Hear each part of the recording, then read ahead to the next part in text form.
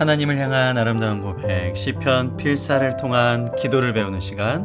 오늘은 시편 106편 1절부터 12절까지 그럼에도 은혜를 베풀어 주시는 주님이라는 제목으로 함께 보시겠습니다. 시편 106편은 찬양시에 속하는 부분이고요. 역시 내용이 좀 길기 때문에 4일에 걸쳐서 네 부분에 걸쳐서 보시도록 하겠습니다. 오늘은 첫 번째 시간 12절까지 보실 텐데요. 먼저 시편 106편은 역시 표제가 없는, 누가 쓴지 모르는 시 중에 하나입니다. 그런데 시편 106편 47절과 48절이 다윗이 언약궤를 예루살렘으로 옮겼을 때 아삽에게 지어준 시와 같습니다. 역대상 16장에 보시면 나오는데요. 그렇기 때문에 저자가 다윗이 아닌가라는 의견이 있고요.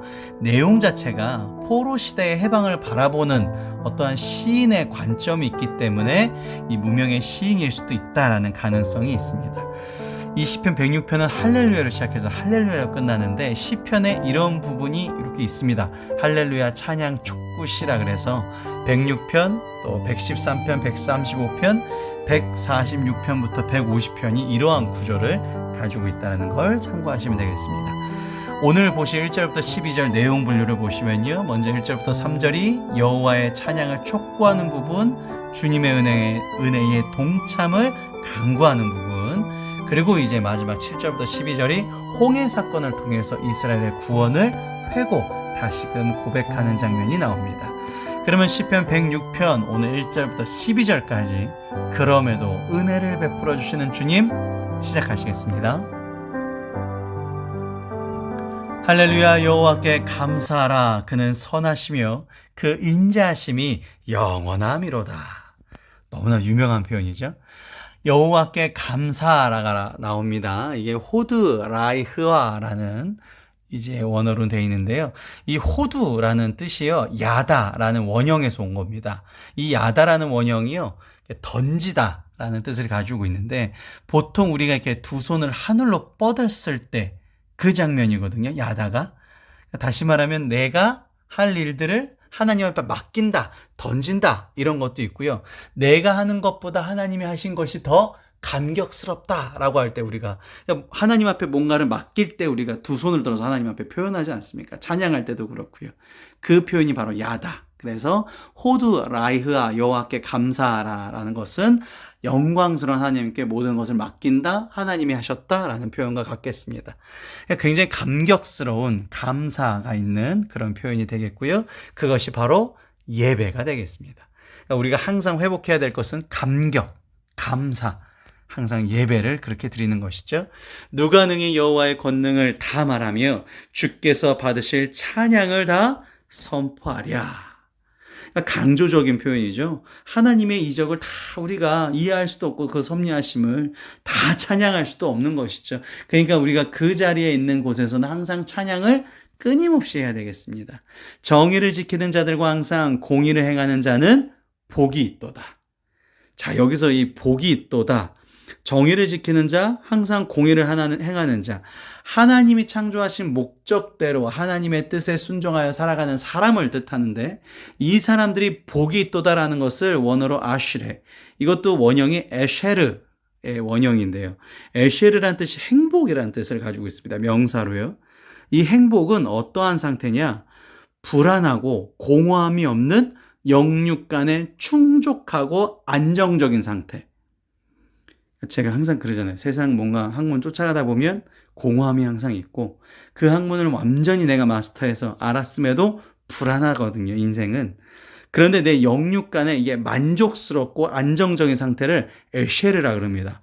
참 좋은 단어죠, 에쉐르. 그 에쉐르는 정의를 지키는 자, 즉 하나님이 창조하신 목적대로 살아가는 사들한테만 에쉐르가 행복한 상태가 있다라는 것이죠. 그것이 바로 1절부터 3절까지의 하나님을 찬양해야 되는 이유적인 부분이 쭉 나왔고요.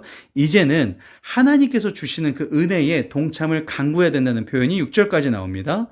여호와여 주의 백성에게 베푸시는 은혜로 나를 기억하시며 주의 구원으로 나를 돌보사. 나를 과거에, 그러니까 기억한다라는 것은 과거에 어떤 일이 있었죠? 근데 그 과거와 은혜, 그러니까 과거를 통해서 베풀어 주신 은혜를 한 번 더 저에게 베풀어 주시옵소서. 아마 예전에 주님께서 베풀어 주신 분들, 주님께서 베푸심을 받은 사람들이 이 사람의 조상일 가능성이 높겠죠. 그 사건이 이제 뒤에 설명이 내어집니다. 내가 주의 택하신 자가 형통함을 보고 주의 나라의 기쁨을 나누어 가지게 하사 주의 유산을 자랑하게 하소서. 하나님의 목적성대로 창조된 사람들이 하나님의 그 형통함을 계속적으로 체험을 하면서, 이게 결국 이런 얘기입니다. 쉽게 얘기하면 하나님의 목적성대로 살아가는 사람들은 하나님의 목적을 이루기 위해서 하나님이 형통케 하여 주실 것이고, 그 형통케 하는 길이 내 능력이 아니라 하나님의 능력으로 임하지는 것을, 그것을 보고 기쁨을 느끼게 되는 것이죠. 그래서 그 사람들이 나는 내 힘에 속한 사람이 아니라 하나님 나라에 속한 사람이구나. 그것이 바로 주의 유산을 자랑하는 거죠. 이게 내 능력이 되는 게 아니라 하나님으로부터 내가 힘이 나오고 능력이 나오니까 내가 무제한적으로 천하무적이 되는구나. 그게 뭐죠? 이게 전도죠. 그러니까 전도라는 거는 우리 교회 좋아요 이런 것도 전도가 될 수 있겠지만, 하나님을 통해서 내가 이 세상을 이렇게 기쁘게 살아가요. 저는 부족하고 전 연약한데 하나님이 나에게 능력 주셔서 이렇게 제가 형통하게 있어요. 이게 전도죠. 이게 구원받은 사람이죠. 그러니까 누가 믿음이 있어요? 구원받은 사람. 그래서 이 전도의 상태가 3절에 에쉐르입니다. 그러니까 저는 되게 행복한 사람이에요. 이게 이제 에쉐르죠. 저는 불안하지 않고요, 공허하지 않고요, 영육 간에 충족하고 안정적인 상태를 가지고 있습니다. 어떻게 가능해요? 하나님 믿어서요. 이게 전도죠. 그렇죠? 우리가 우리의 조상들처럼 범죄하고 사악을 행하며 악을 지었나이다. 그런데 이 에쉐르가 내가 정말 잘 먹고 잘 살고 정말 강남에 땅이 있어서 정말 에쉐르가 된 게 아니라, 우리의 조상들처럼 범죄하고 사악을 행하며 악을 지었나이다. 죄를 지었음에도 불구하고 에쉐르가 된 거예요.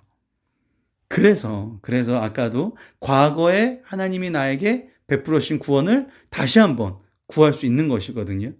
그러니까 고난이 비롯된 이 죄, 나의 죄가 이 죄 때문에 고난이 임하게 됐다라는 것을 고백하고 있는 장면이 그래서 6절에 나옵니다.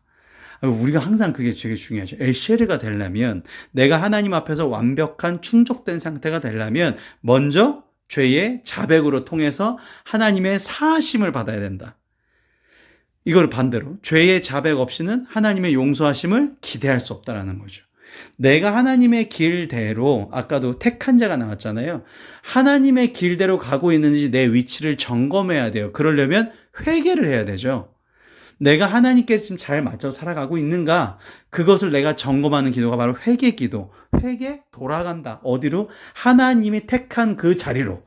하나님이 내가 살아가고자 했던, 원하셨던 그 자리로. 하나님과 가까이 갈 수 있게끔 내가 회개해야 되는 것이죠. 그래서 이 회개는 매일매일 돼야 되는 것이죠. 그래야지만 하나님의 용서하심을 통해서 내가 에쉐르, 행복한 상태가 될 수 있기 때문에 그렇습니다. 자, 마지막으로 7절부터 12절은 홍해 사건에서 이스라엘의 구원을 회고하고는 장면입니다. 우리의 조상들이 애굽에 있을 때의 주의 기한인들, 이게 뭐죠? 10가지 재앙. 뭐였죠? 피개, 이파, 가악, 우매, 흑, 장. 이렇게 10가지 재앙이 있었습니다. 제가 글자만 떠서 얘기 드린 거예요. 깨닫지 못하며 주의 크신 인자를 기억하지 아니하고, 10가지 재앙을 그렇게 보여줬는데도 아직도 깨닫지 못하고 주의 크신 인자를 기억하지 아니해서 바다에서, 홍해에서 거역했죠. 이게 모세한테 불평했던 출애굽기 14장 11절부터 12절에 나오는 거역했던 장면이 나오는데, 이런 사람들이 어떠한 사람들? 미련한 자죠. 어리석은 자입니다. 이번 주일 예배 저희 샘터교회 참여하신 분들은 잠언에 나왔던 표현으로 깨닫지 못하고 주의 크신 인자를 기억하지 못한 자가 바로 미련한 자, 어리석은 자였죠. 그러나 여호와께서는 자기의 이름을 위해서 그들을 구원하셨으니 그의 큰 권능을 만인이 알게 하려 하심이로다. 자, 그러니까요, 홍해 사건, 이스라엘 백성들이 출애굽을 했는데 거역했잖아요. 불평했잖아요. 그러면 어떻게 돼요? 홍해를 못 건너고 애굽의 군대에 잡혀서 죽어야 돼요. 애굽에서 나왔음에도 불구하고 불평을 했으니까, 죄인이니까 심판을 받아서 홍해에 빠져 죽건가 애굽 군대에 잡혀 죽어야 되는데 어떻게 했죠? 홍해가 갈라졌어요. 홍해가 갈라져서 이스라엘 백성들이 지나가고 다시금 애굽 군대가 왔을 때 홍해가 덮어져서 이스라엘 백성들이 잘 갈 수 있었단 말이죠. 왜 이게 가능했느냐? 여기 8절에 그래서 그러나가 나옵니다. 여호와의 이름, 여호와, 우리의 언약. 여호와라는 신명은 이 백성에 대한 언약을 뜻하는 것이죠. 그래서 구원이라는 것은 이 사람이 잘나서, 이 사람이 목사라서 구원을 받는 것이 아니라 하나님의 언약적 신실성이라 그러죠. 그 이름에, 그 하나님의 성품에 근거했기 때문에 구원이 임하게 된 것입니다. 이것을 믿는 것이 중요해요. 그러니까 내가 잘난 게 아니라 항상 내가 회개하고 항상 하나님을 찬양해야 되는 이유, 항상 감격해야 되는 이유가 바로 여기 있다라는 것이죠. 이에 홍해를 끄주시니 하나님께서 홍해를 혼내셨대요. 곧 마르니 그들을 인도하여 바다에 건너가기를 마치 광야를 지나간 같게 하사. 홍해가 갈라져서 땅이 말라버렸다라는 것이죠. 이거는 자연현상으로 가능한 것이 아니죠. 그 찰나의 순간에 하나님의 절대적인 권능으로 가능한 거죠. 그들을 그 미워하는 자의 손에서 구원하시며 그 원수의 손에서 구원하셨다라는 것입니다.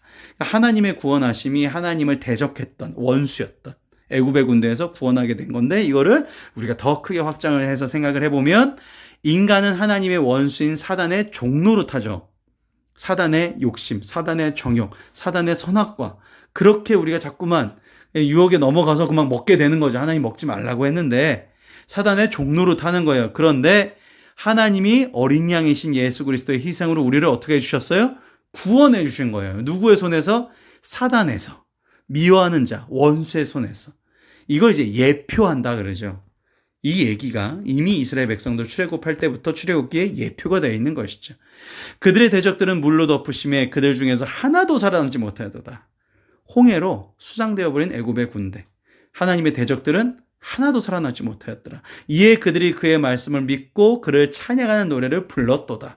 구원은 그래서 하나님을 찬양하고 하나님께 감격스럽게 감사하는 사람들이 받게 되는 것이다. 하나님은 찬양받으시기에 합당하시다라는 것이 시편 106편 1절부터 11절이었습니다. 은혜를 베풀어 주시는 하나님이라는 제목으로 우리 기도하고 마치도록 하겠습니다. 하나님 아버지, 하나님을 아버지로 부를 수 있음에 감사드립니다.